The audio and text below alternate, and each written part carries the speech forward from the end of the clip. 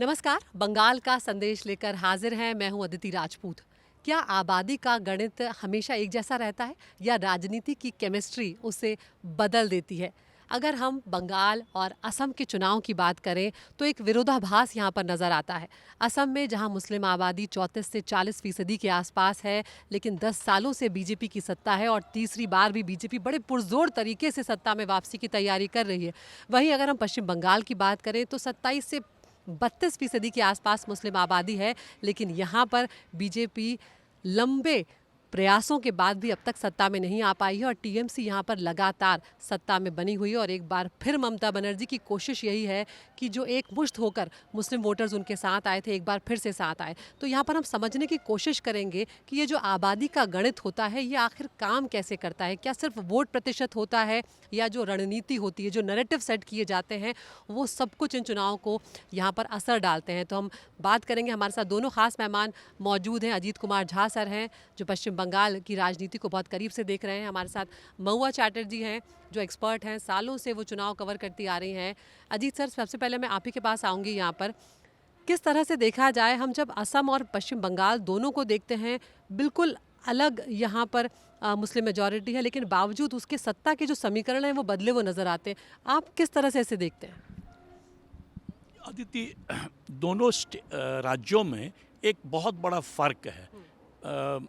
एक फ़र्क है कि बंगाल में शुरू से ही काफ़ी सालों से एक सेकुलरिज्म का आइडियोलॉजी रहा है। सीपीएम 34 साल रूल किया। उसके पहले भी कांग्रेस सीपीएम की तरह सेकुलर नहीं था। बीच बीच में कुछ ना कुछ कम्युनल राइट वगैरह हो जाता था, बट उस 34 सालों में करीब करीब नहीं हुआ कम्युनल राइट्स।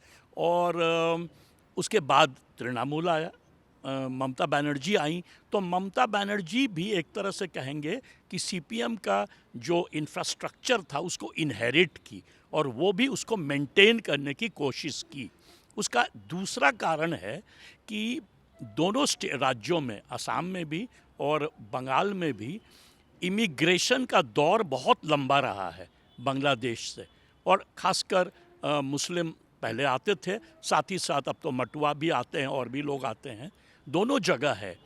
बट असम में क्या है कि आज से नहीं, असम मूवमेंट के समय से वहाँ पर एक तरह का, कह सकते हैं, अंग्रेजी में कहते हैं पैरानोया था कि हम लोग बाहर वालों से घिर जाएंगे और हमारा अस्तित्व खत्म हो जाएगा।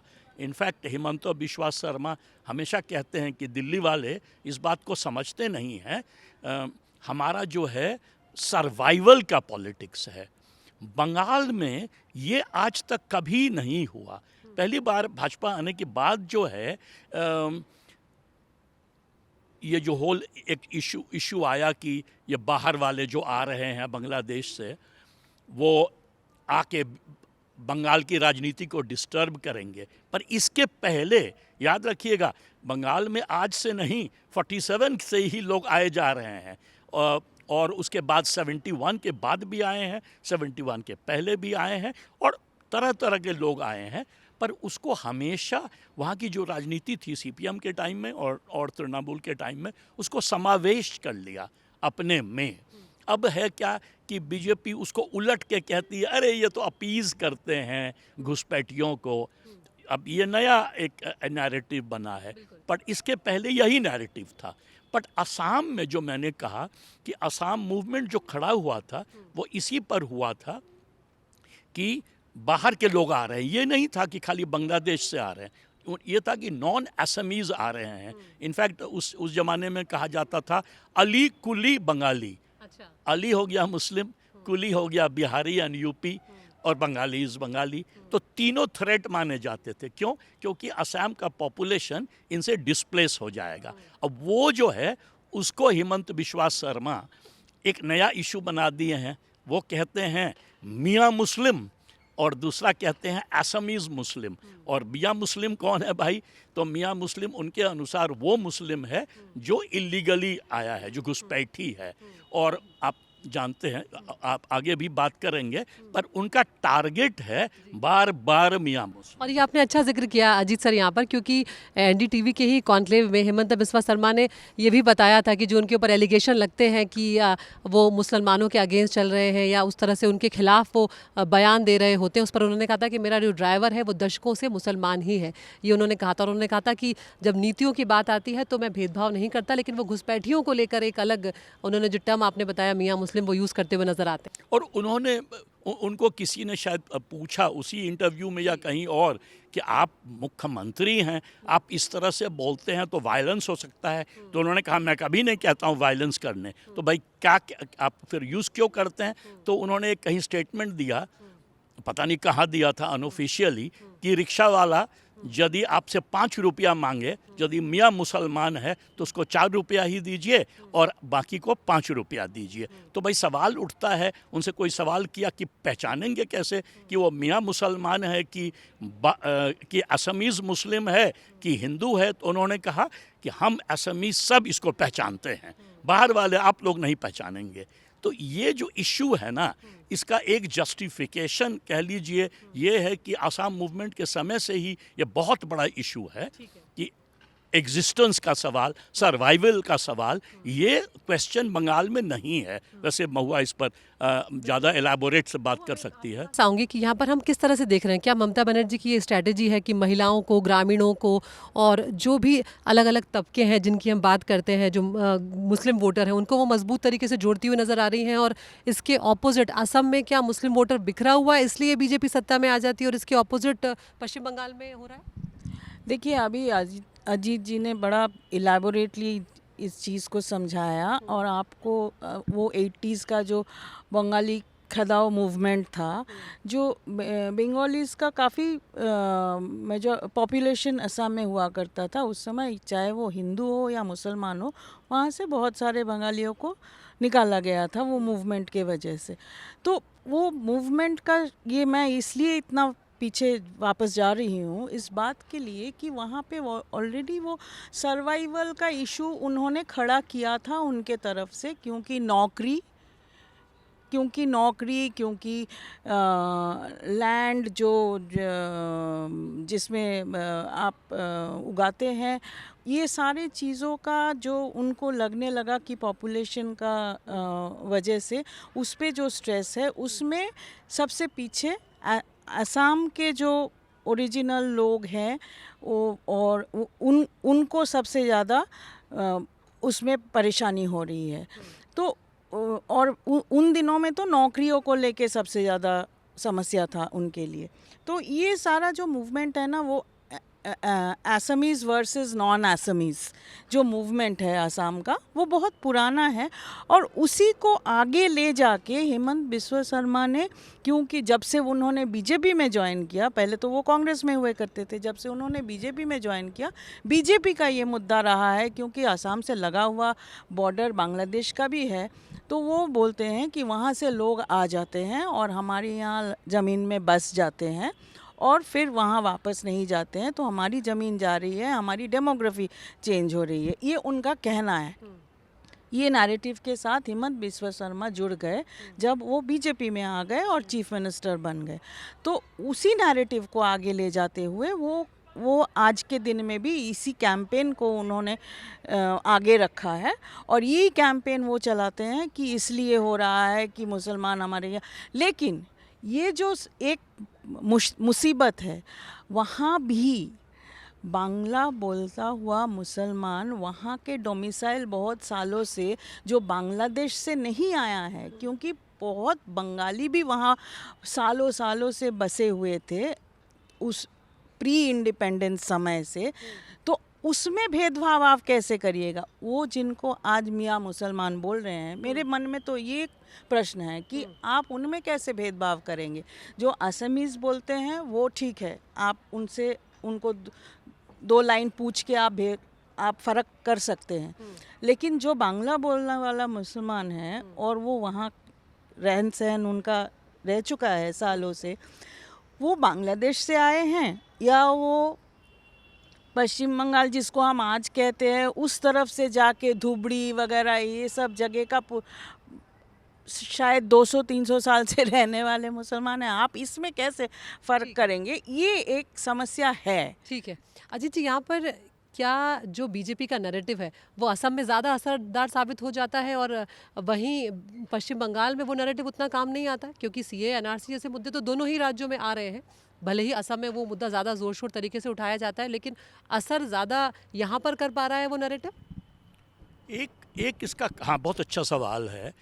ये क्यों ऐसा होता है?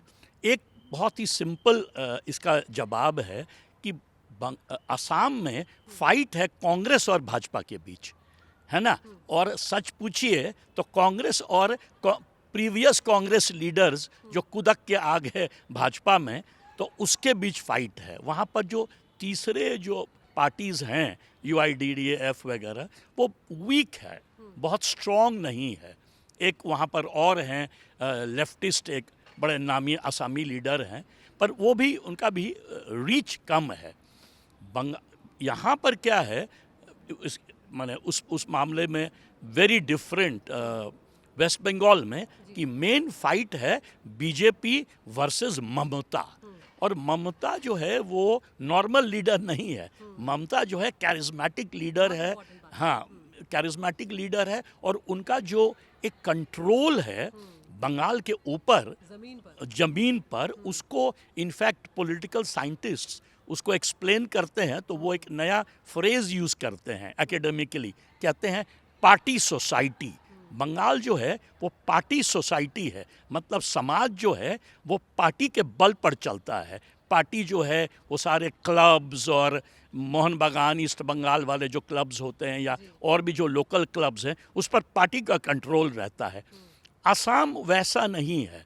असम है ट्रेडिशनल, पहले कांग्रेस बहुत सालों तक डोमिनेंट था, और सच बात यह भी है कि हेमंत बिश्वा शर्मा यदि वहाँ से निकल के बाहर नहीं निकलते, जो भी कारण हो, तो मुझे नहीं लगता है कि बीजेपी इतना जल्दी आसाम में पेनिट्रेट कर पाती। इस सर एक सवाल का और जवाब दीजिए कि क्या बंगाल में एंटी बीजेपी वोट जो है वो इतना मजबूत है कि सरकार में आने नहीं दे रहा है?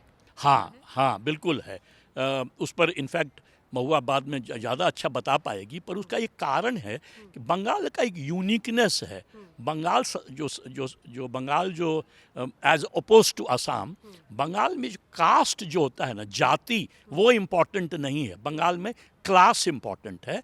और उसको पहले जो है सीपीएम के ज़माने में उसको बंगाली भाषा में कहा जाता था भद्रो लोग वर्सेस छोटो लोग, मतलब द रिच वर्सेस पुअर, आप कह सकते हैं सिंपल। हाँ, बुद्धो वर्सेस प्रोलेटारिएट, हाँ, बुर्जुआ वर्सेस प्रोलेटारिएट। तो ये जो है ना, ये फ़र्क, वो जो भद्रो लोग है वो सिर्फ इकोनॉमिक क्लास नहीं है, वो सोशल क्लास है, वो इंटेलेक्चुअल क्लास है। उसमें ज़्यादातर यदि बाहर वाले पूछें, अरे भाई बताइए इसमें कौन सा जात है, तो ज़्यादातर उसमें है ब्राह्मण, कायस्थ और वैद्यो, एक वहाँ का लोकल कास्ट होता है। बेसिकली हेजेमनी इन्हीं का है, पर बाकी लोग भी उसमें ज्वाइन कर जाते हैं। जेंटिल मैन जो होता है ना, वो उसमें आ जाता है। भद्रो महिला, भद्रो लोग, दोनों। ये जो यूनिकनेस है ना बंगाल का, वो बंगाल को बंगाली ही देखना चाहता है। बीजेपी जो है वो बाहर वाला है, बीजेपी जो है वो उसमें फिट नहीं करता है भद्रो लोग कल्चर में। घर है वहाँ पर, क्या एक सोच रहती है, जो मैं एंटी बीजेपी वोट की बात कर रही हूँ, क्या किस तरह से वो एग्जिस्ट करता है, क्या धारणा है लोगों के मन में, जो बंगाली हैं उनके मन में क्या है? एंटी बीजेपी वोट जो है वो अभी तक, आज के दिन तक, समस्या बीजेपी के साथ ये है कि बीजेपी कल्चरली थोड़ा उतना स्ट्रांगली कनेक्ट नहीं कर पाते हैं बंगालियत से, कल्चरल बंगाली से कल्चरली कनेक्ट नहीं कर सकते हैं। एक सवाल, जबकि श्यामा प्रसाद मुखर्जी वही शुरू किए थे भारतीय जनता। हाँ, लेकिन उस जनसंघ और आज का बीजेपी में बहुत अंतर है। उसको एक्चुअली हम सिर्फ ये डिबेट में ही बात कर सकते हैं, आप थियोरिटिकली या ज़मीन पर आज कहीं उसको जोड़ नहीं पाइएगा। और श्यामा प्रसाद मुखर्जी के समय भी Shyama Prasad Mukherjee was a minority in Bengal's politics. वो तो बीजेपी उभर के जब आया इंडियन पॉलिटिक्स में, तब श्यामा प्रसाद मुखर्जी की बात फिर से आई, तो हम उसमें नहीं जा रहे हैं। बात सही है, हिस्टोरिकल फैक्ट है, but it doesn't have that kind of impact.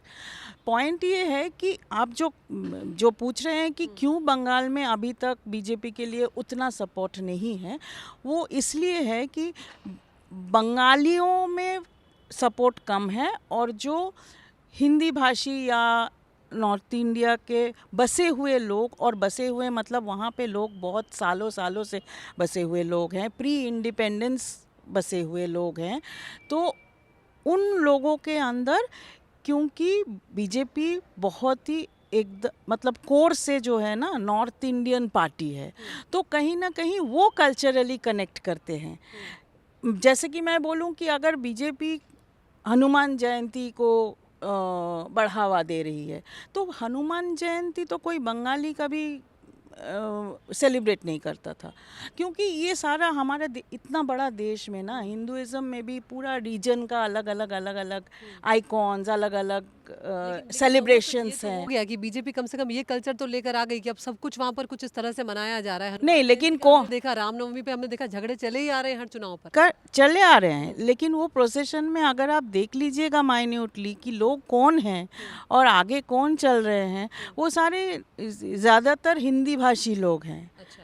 तो ये फ़र्क है जो असम और बंगाल के साथ कहीं ना कहीं, असम भी वहाँ अहोम। और एक बहुत संक्षेप में एक और सवाल का जवाब दीजिए, फिर हम आगे बढ़ाएंगे कि क्या AIUDF जैसी जो पार्टियां हैं असम में, जो रीजनल पार्टीज हैं, वो वोट को डिवाइड कर देती हैं मुस्लिमों के? क्योंकि हम यहाँ पे स्पेसिफिकली मुस्लिमों के बारे में अगर बात करें, क्योंकि AIUDF जैसे पार्टी काफ़ी पुराना है, और वो शुरू ही हुआ था इसलिए कि मुस्लिम वोट वहाँ पे, क्योंकि अभी हम डिस्क्रिमिनेशन की बात किए हैं, बहुत पुराना डिस्क्रिमिनेशन रहा है मुसलमान के ख़िलाफ़, तो इसलिए वो उनका एक अपना पार्टी का आइडेंटिटी, और वो आगे भी काफ़ी बढ़ा था और आगे पीछे होते रहते हैं। तो बीजेपी का ज़माना में थोड़ा घट गए हैं, उससे पहले आगे बढ़े हुए थे, तो उनका एक वोट बैंक है। लेकिन बंगाल में ये है ना कि इस तरह से कोई मुसलमान पार्टी नहीं रहा है, जो हुए हैं वो सारे नए कल के पार्टी हैं। ठीक है।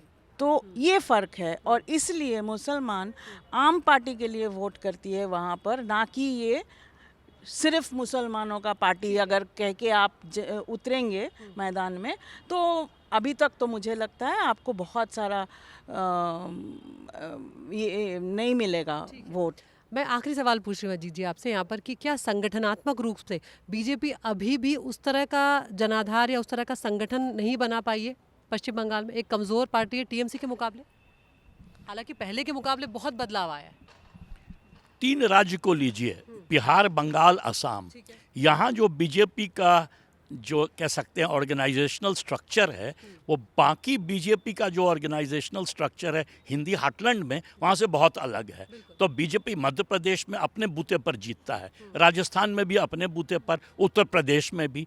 बट यदि आप इधर आ जाएं बिहार में, तो नीतीश जी के कारण सपोर्ट चाहिए, तो कहीं नीतीश जी, तो कहीं हिमंत बिश्वा शर्मा, और कहीं तृणमूल के रिबेल्स जो हैं, जो भवानीपुर से अभी लड़के, और तो ये पूरे इलाके में बीजेपी आउटसाइडर पार्टी मानी जाती थी। संघ जो है वो ज़्यादा काम किया है, पर बीजेपी जो है बहुत पॉपुलर इस इलाके में नहीं रहा है हिस्टोरिकली। और ये जो है, यदि इस बार कुछ पलटे बंगाल में, तो पहली बार होगा कि बीजेपी अपने बूते पर जीत रही है। उसी लिए, और दूसरा क्या है कि ये जो मैंने कहा ना, इसको नज़रअंदाज नहीं करना चाहिए कि बंगाल के अंदर जो ये सेकुलर कल्चर का हेजेमनी है, कांग्रेस भी, CPM भी, और खासकर CPM और तृणमूल भी। तृणमूल और CPM में अंतर यही है कि तृणमूल के पास उस तरह का ऑर्गेनाइजेशन पेनिट्रेशन नहीं है जो पहले CPM के पास था। पर ममता ने क्या किया, ममता समाज के साथ अलायंस करने लगी।